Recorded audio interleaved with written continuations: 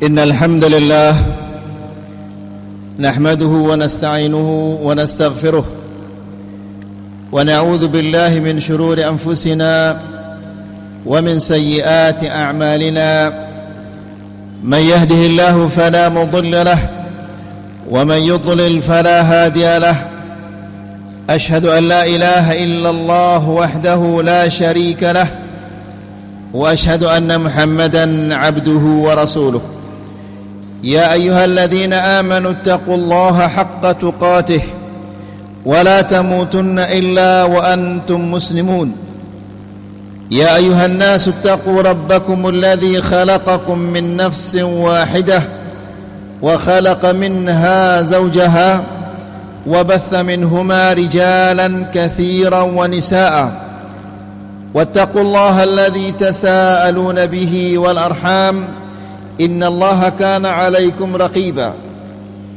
يا أيها الذين آمنوا اتقوا الله وقولوا قولا سديدا يصلح لكم أعمالكم ويغفر لكم ذنوبكم ومن يطع الله ورسوله فقد فاز فوزا عظيما أما بعد فإن أفضل الكلام كلام الله وخير الهدى هدى محمد صلى الله عليه وسلم وشر الأمور محدثاتها فإن كل محدثة بدعة وكل بدعة ضلالة وكل ضلالة في النار. Sidang Jumat rahimani wa rahimakumullah. Perhatikanlah betapa cepatnya bulan ini berlalu. Beberapa hari yang lalu kita bersiap-siap untuk menghadapinya, bersiap-siap untuk kedatangannya. Namun kini kita bersiap-siap untuk meninggalkannya, dan kita tidak tahu apakah bulan Ramadan yang berikutnya kita bisa bertemu dengan hari-hari seperti ini atau tidak. Sidang Jumat yang dirahmati Allah, kini kita berada di 10 terakhir dari bulan Ramadan, yang merupakan malam-malamnya adalah malam-malam dunia yang terbaik. Oleh karena itu Rasulullah SAW di 10 hari terakhir dari bulan Ramadan ini, ia melipat gandakan ibadahnya kepada Allah Subhanahu wa taala. Aisyah radhiyallahu taala anha mengatakan, "Kana sallallahu alaihi wasallam yajtahidu fi Ramadan ma la yajtahidu fi ghairihi, wa fil 'ashr al-awakhir minhu ma la yajtahidu fi ghairihi." Dia mengatakan, sesungguhnya Rasulullah sallallahu alaihi wasallam bersungguh-sungguh atau tidak pernah bersungguh-sungguh di dalam beribadah sebagaimana ia bersungguh-sungguh di bulan Ramadan, dan tidaklah ia bersungguh-sungguh di 10 hari terakhir di bulan Ramadan sebagaimana ia bersungguh-sungguh di hari-hari sebelumnya. Di hadis yang lain juga Aisyah radhiyallahu taala anha mengatakan, "Kana an-nabiy sallallahu alaihi wasallam idza dakhala al-'ashr shadda mi'zarah wa ahya lailah wa ayqadha ahlah." Yang artinya adalah Nabi sallallahu alaihi wasallam apabila memasuki 10 hari terakhir bulan Ramadan, ia mengencangkan ikatan pinggangnya dan menghidupkan malamnya dan membangunkan istri-istrinya. Sidang Jumat yang dirahmati Allah, ini menunjukkan bahwa Rasulullah SAW di 10 hari terakhir ini ia melipat gandakan ibadah-ibadahnya, melipat gandakan salatnya, bacaan Al-Quran dan zikir-zikir dan yang lain-lainnya.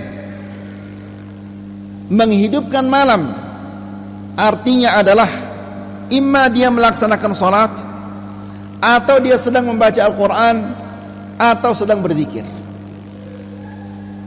Di antara ibadah yang sangat dianjurkan di 10 hari terakhir bulan Ramadan ini adalah beristighfar. Istighfar artinya adalah kita memohon kepada Allah Subhanahu wa taala agar dosa-dosa kita ditutup dan dihapus. Imma dengan perkataan atau dengan perbuatan. Istighfar memiliki manfaat yang sangat-sangat banyak.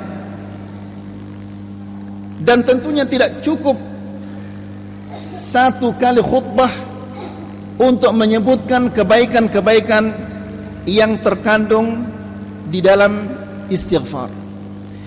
Di antara manfaat istighfar yang pertama, istighfar dapat membersihkan kotoran-kotoran hati. Sebagaimana Rasulullah SAW dalam sebuah hadis mengatakan, "Innal 'abda idza akhta'a khati'ah nukitat fi qalbihi nuktatan sauda." Seorang hamba apabila ia melakukan dosa-dosa, apakah itu dosa telinganya, dosa matanya, dosa lidahnya, dosa tangannya, maka akan ada noda hitam di dalam hatinya. Fa idza huwa naza'a wastaghfara wa tab suqila qalbuh. Apabila ia berhenti, bertobat dan beristighfar, minta ampun kepada Allah, maka hatinya itu dibersihkan kembali oleh Allah Subhanahu wa taala. Jadi sidang Jumat yang dirahmati Allah, sebanyak apapun dosa yang pernah kita lakukan, sebesar apapun dosa yang pernah kita lakukan, jika kita beristighfar, minta ampun kepada Allah Subhanahu wa taala, niscaya Allah Subhanahu wa taala akan menghapusnya. Sidang Jumat yang dirahmati Allah, dikatakan kepada sebagian para salafus salih, "Kaifa anta fi dinik?" Bagaimanakah keadaanmu di dalam agamamu? Atau bagaimana keadaanmu dengan agamamu? Dia mengatakan, "Umazziquhu bil ma'asi wa uraqqi'uhu bil istighfar." Agamaku, aku rusak dia dengan maksiat-maksiat, namun aku tambal dia kembali dengan beristighfar kepada Allah Subhanahu wa taala. Yang kedua, Allah Subhanahu wa taala berjanji, barang siapa yang beristighfar, minta ampun kepada Allah, maka Allah Subhanahu wa taala pasti akan mengampuni dosa-dosanya. Perhatikanlah bagaimana Allah Subhanahu wa taala berfirman di dalam surat Taha ayat 82. Allah Subhanahu wa taala berfirman, "Wa inni laghaffarun liman taba wa amana wa amila salihan thumma ihtada." Dan sesungguhnya aku pasti akan mengampuni, akan banyak mengampuni dosa-dosa orang-orang yang bertobat dan beriman dan melakukan amal saleh, dan dia tetap berada di atas petunjuk. Jadi, ikhwani fiddin azzakumullah, apa yang memberatkan kita untuk beristighfar kepada Allah Subhanahu wa taala, padahal Allah Subhanahu wa taala telah berjanji, sebanyak apapun dosa kita, sebesar apapun dosa itu, ia akan pasti mengampuninya. Sidang Jumat yang dirahmati Allah, di ayat yang lain Allah Subhanahu wa taala berfirman, "Wa man ya'mal su'an aw yadhlimu nafsah, thumma yastaghfirillah, yajidillaha ghafurar rahima." Barang siapa yang melakukan kejelekan-kejelekan, melakukan dosa-dosa atau menzalimi dirinya, thumma yastaghfirillah, lalu ia minta ampun kepada Allah, ia beristighfar kepada Allah, yajidillaha ghafurar rahima, maka ia akan menemukan Allah Subhanahu wa taala Maha Pengampun lagi Maha Penyayang. Yang ketiga, barang siapa yang senantiasa beristighfar, maka dia akan gembira, dia akan senang ketika menerima catatan-catatan amal ibadahnya. Sidang Jumat yang dirahmati Allah, di antara saat-saat yang sangat-sangat menegangkan, yang sangat-sangat menakutkan adalah ketika setiap manusia akan menerima catatan-catatan amal ibadahnya. Kenapa dia tegang? Kenapa dia takut? Karena dia tidak tahu apakah catatannya itu banyak yang nilainya 10, 10, 10 atau banyak yang nilainya 0, 0, 0, sehingga dia sangat takut, sangat tegang. Ikhwani fiddin, a'azzakumullah. Dari Abdullah bin Busr radhiyallahu taala anhu, dia mengatakan bahwa Rasulullah sallallahu alaihi wasallam mengatakan, tuba liman wajada fi sahifatihi istighfaran katsira. Rasulullah mengatakan, surga bagi orang-orang yang mendapatkan di catatan amal ibadahnya istighfar yang banyak.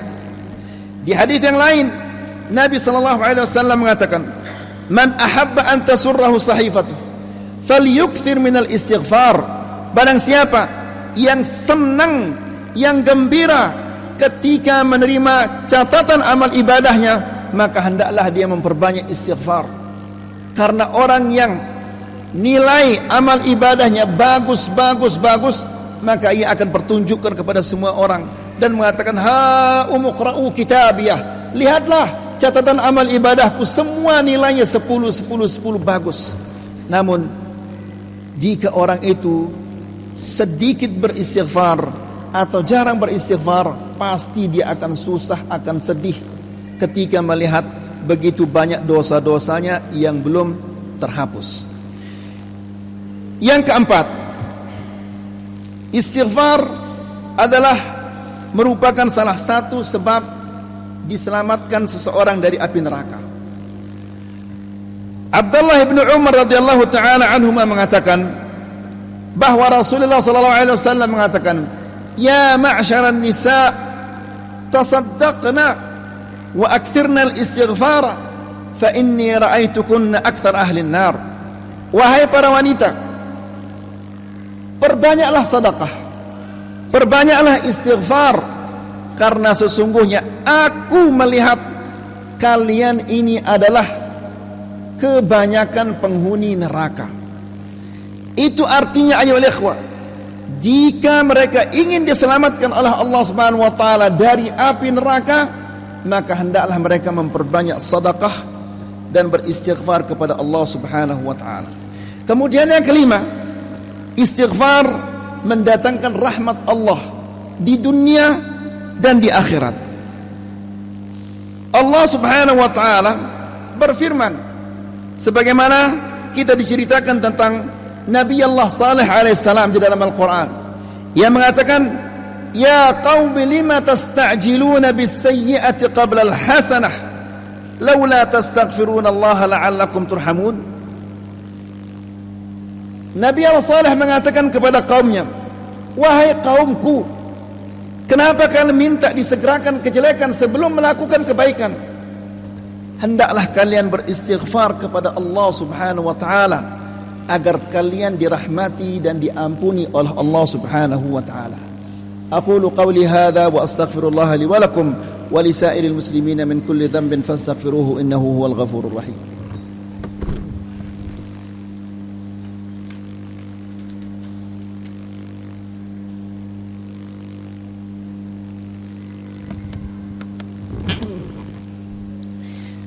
Alhamdulillahi rabbil alamin, wassalatu wassalamu al-atamman al-akbalan ala al-mab'uth rahmatan lil alamin, Muhammad ibn Abdullah wa ala alihi wa sahbihi ajma'in, amma ba'd.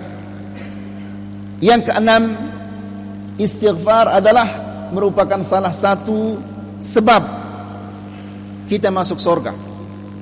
Sebagaimana Allah Subhanahu wa taala berfirman, walladzina idza fa'alu fahishatan aw zalamu anfusahum dzakarullaha fastaghfaru lidzunubihim wa man yaghfiru adh-dhunuba illa Allah wa lam yusirru ala ma fa'alu wa hum ya'lamun ulaika jazaohum maghfiratun min rabbihim wa jannatun tajri min tahtiha al-anharu khalidina fiha wa ni'ma ajrul 'amilin. Yang artinya adalah, dan orang-orang yang melakukan kekejian atau menzalimi diri mereka, kemudian mereka ingat kepada Allah Subhanahu wa taala dan mereka beristighfar minta ampun kepadanya. Dan siapakah yang bisa mengampuni dosa-dosa kalau bukan Allah Subhanahu wa taala? Dan mereka tidak terus-menerus melakukan kejelekan-kejelekan sementara mereka mengetahui. Lalu Allah Subhanahu wa taala setelah itu menjelaskan, ulaika jazaohum maghfiratun min rabbihim. Balasan mereka adalah ampunan dari Allah Subhanahu wa taala dan sorga-sorga yang mengalir di bawahnya sungai-sungai. Mereka kekal di dalamnya. Yang demikian itu adalah sebaik-baiknya balasan bagi orang-orang yang beramal. Yang ketujuh, istighfar adalah bisa mengangkat derajat seseorang di akhirat kelak. Sebagaimana dikatakan oleh Abi Hurairah radhiyallahu taala anhu bahwa Rasulullah sallallahu alaihi wasallam mengatakan, innallaha la yarfa'u darajatal 'abdi as-salih fil jannah fayaqulu ya rabbi anna li hadha fayaqulu biistighfari waladika lak, akhrajahu Ahmad. Yang artinya adalah sesungguhnya Allah Subhanahu wa taala mengangkat derajat seorang hamba yang saleh di dalam sorga. Terangkat derajatnya di dalam sorga, dinaikkan derajatnya, dinaikkan derajat sorganya. Lalu ia bertanya, wahai Allah, bagaimanakah derajatku bisa terangkat? Lalu Allah Subhanahu wa taala menjawabnya, biistighfari waladika lak, karena permintaan ampunan anakmu untukmu. Jadi subhanallah, jika seorang anak yang memintakan orang tuanya ampunan, derajatnya bisa terangkat. Lalu bagaimana jika kita sendiri yang langsung meminta kepada Allah Subhanahu wa taala? Kemudian yang kedelapan, istighfar bisa melapangkan rezeki kita, memperbanyak harta, memperbanyak keturunan. Ini sebagaimana dijelaskan oleh Allah Subhanahu wa taala di dalam Al-Qur'an dalam surat Nuh, di mana Nuh alaihissalam mengatakan kepada kaumnya, faqultu astaghfiru rabbakum innahu kana ghaffara yursilis samaa'a 'alaikum midrara wa yumdidkum bi amwalin wa banin wa yaj'al lakum jannat wa yaj'al lakum anhara. Yang artinya adalah Nuh mengatakan, maka aku katakan, mintalah ampun kepada Tuhan kalian, sesungguhnya Dia Maha Pengampun. Maka yursilis sama alaikum midrara, apabila kalian minta ampun kepadanya, maka Allah Subhanahu wa taala akan menurunkan untuk kalian hujan yang lebat. Wa yumdidkum bi amwalin wa banin, dan Allah Subhanahu wa taala akan memperbanyak harta kalian dan akan memperbanyak keturunan kalian. Wa yaj'al lakum jannat, dan Allah Subhanahu wa taala akan menjadikan untuk kalian kebun-kebun. Wa yaj'al lakum anhara, dan Allah akan menjadikan untuk kalian sungai-sungai. Yang kesembilan, istighfar adalah merupakan salah satu sebab terangkatnya siksaan Allah, azab Allah di dunia ini. Sebagaimana Allah Subhanahu wa taala berfirman di dalam suratul Anfal, wa ma kana Allahu liyu'adzibahum wa anta fihim wa ma kana Allahu mu'adzibahum wa hum yastaghfirun. Tidak sepantasnya, yang artinya adalah tidak sepantasnya, tidak selayaknya Allah Subhanahu wa taala menyiksa mereka sementara engkau ya Muhammad berada di tengah-tengah mereka, dan tidak sepantasnya Allah menyiksa mereka sementara mereka beristighfar. Sidang Jumat yang dirahmati Allah, Nabi Muhammad sudah tidak lagi berada di tengah-tengah kita, maka yang ada hanyalah istighfar itu saja. Dahulu Allah Subhanahu wa taala menahan azab itu, tidak menurunkan azab karena ada Nabi Muhammad sallallahu alaihi wasallam, karena kemuliaannya. Namun sekarang Nabi Muhammad sallallahu alaihi wasallam tidak ada di tengah-tengah kita, maka yang masih bisa kita lakukan hanyalah beristighfar kepada Allah Subhanahu wa taala. Yang terakhir adalah istighfar dapat menghilangkan segala bentuk kesusahan, segala bentuk kesedihan, segala bentuk keresahan. Sebagaimana dijelaskan oleh Ibnu Abbas radhiyallahu taala anhuma, dia mengatakan bahwa Rasulullah sallallahu alaihi wasallam mengatakan, man lazimal istighfar, barang siapa yang senantiasa terus-menerus beristighfar kepada Allah Subhanahu wa taala, ja'alallahu lahu min kulli dhiqin makhraja. Allah Subhanahu wa taala akan menjadikan untuknya dari setiap kesempitan kelonggaran. Wa min kulli hammin faraja, dan dari setiap kesusahan jalan keluar. Wa razaqahu Allahu min haitsu la yahtasib, dan Allah Subhanahu wa taala akan memberinya rezeki dari jalan yang dia tidak duga-duga. Hadis ini diriwayatkan oleh Imam Ahmad dan Abu Dawud dan Al-Imam Ibnu Majah. Inna Allaha malaikatahu yusalluna 'alan nabi ya ayyuhalladzina amanu sallu 'alaihi wa sallimu taslima. Allahumma 'izzal Islam wal muslimin wa adilla asy-syirka wal musyrikin wansur 'ibadakal mu'minin. Allahumma 'izzal Islam wal muslimin wa adilla asy-syirka wal musyrikin wansur 'ibadakal mu'minin. Allahumma 'izzal Islam wal muslimin وأذل الشرك والمشركين وانصر عبادك المؤمنين. اللهم تقبل صيامنا وقيامنا وركوعنا وسجودنا وخشوعنا وتضرعنا وسائر أعمالنا يا رب العالمين. اللهم أعد علينا رمضان، اللهم أعد علينا رمضان أعواما عديدة وأزمنة مديدة ونحن في أمن وإيمان وسلامة وإسلام. اللهم آمنا في أوطاننا وأصلح أئمتنا وولاة أمورنا وهيئ لهم البطانة الصالحة التي تعينهم على الخير وتدلهم عليه يا رب العالمين. اللهم اجعلهم هداة متقين، اللهم اجعلهم سلما لأوليائك حربا على أعدائك يا رب العالمين. ربنا آتنا في الدنيا حسنة وفي الآخرة حسنة وقنا عذاب النار. وصل الله على نبينا محمد والحمد لله رب العالمين، وآخر دعوانا أن الحمد لله رب العالمين، وأقم الصلاة.